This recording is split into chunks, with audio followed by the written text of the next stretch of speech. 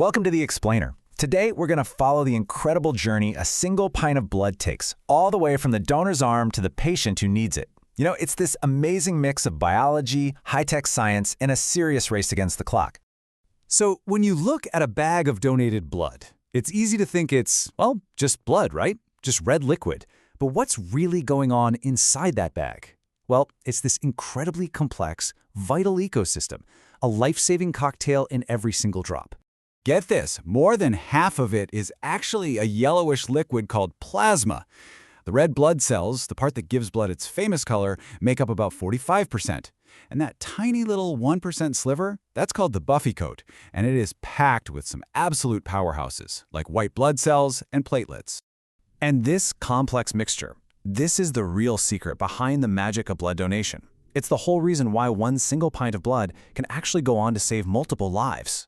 So here's the crucial thing. That whole pint is almost never given to a patient just as it is. Nope. Instead, it gets sent off to a lab where it's meticulously unmixed and processed into these very specific, targeted treatments. All right, so let's rewind and go back to the very beginning of the journey. Because for every single one of these life-saving components, it all starts with one simple act, the donation itself. And it turns out, there's more than one way to do it.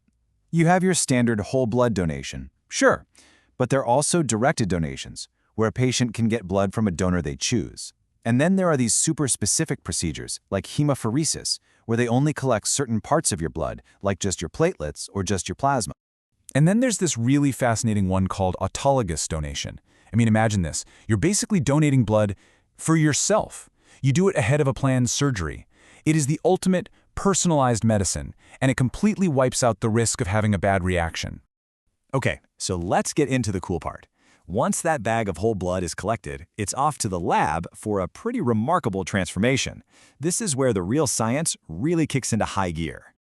So you've got to wonder, how in the world do you unmix blood back into its core parts? I mean, you can't just pour them out one by one. The process, though, is actually kind of simple in its concept, but totally brilliant in how it works. The answer? A centrifuge. Basically, a machine that spins the blood really, really fast. It uses physics to separate everything by weight.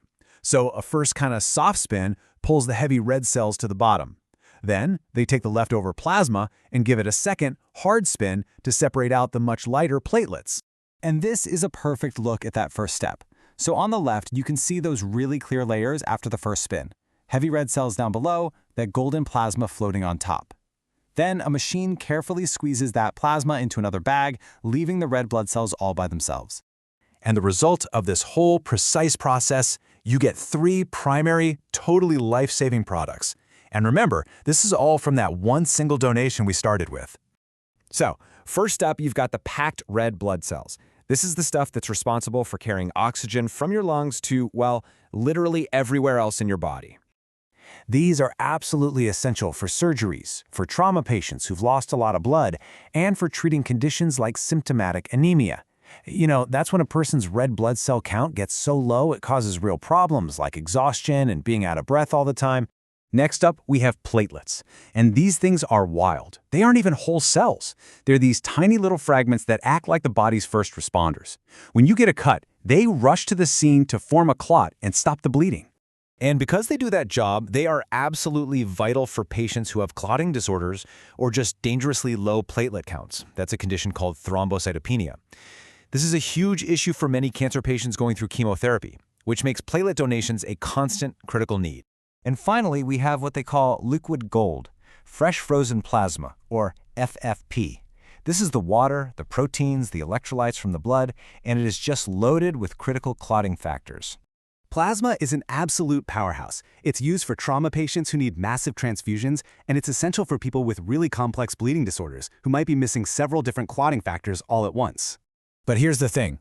Once these components are separated, the job isn't done, not by a long shot. A critical countdown begins for each one of them, because they do not last forever. 5 days. That's it. That is the entire shelf life for a unit of platelets once it's been collected. This incredibly short window makes them the most perishable part of the blood, and they're the one component that is almost always in super high demand. And this really shows you the huge logistical challenge blood banks are up against, right? Red cells, you can stick them in the fridge, and they'll last for up to 42 days. Plasma can be frozen solid and kept for a whole year. But platelets, they're the tricky ones. They have to be stored at room temperature, and they have to be kept moving constantly. And they expire in less than a week. So when you follow this whole incredible journey from a simple, generous act through all this sophisticated lab science to become 3 different life-saving medicines, it just hammers home the constant, daily need to keep this supply chain moving. It's a race against time that literally starts over every single day.